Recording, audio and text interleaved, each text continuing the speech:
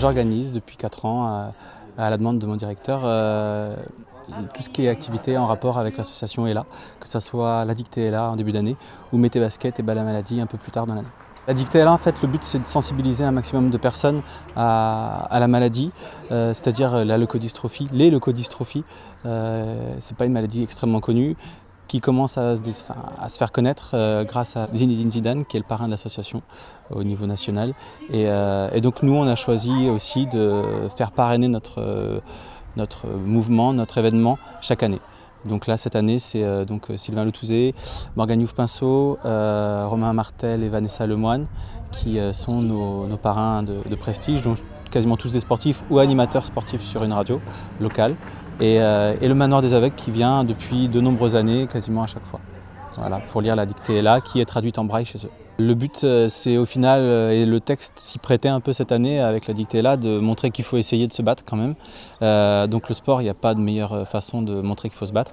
Et puis le handicap aussi, c'est une façon de montrer ça. Et en plus, nos jeunes sont sensibilisés à ça parce qu'ils sont dans le service à la personne et au territoire. Le bac pro, ça patte. Et donc c'est pour ça qu'on voulait absolument faire venir le Manoir des Aveugles. On me l'a proposé et moi, je suis dans mon élément, faire des choses comme ça à l'extérieur, ça me plaît, les échanges comme ça avec les jeunes, les dictées, tout ça, c'est un peu mon élément.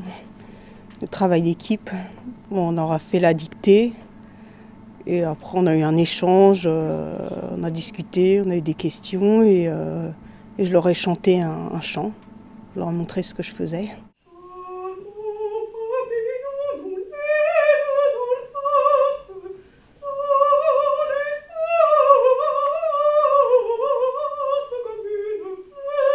Ça fait 3 ans que l'Institut déjà me contacte pour que je vienne. Et malheureusement, avec mon emploi du temps, c'était pas possible.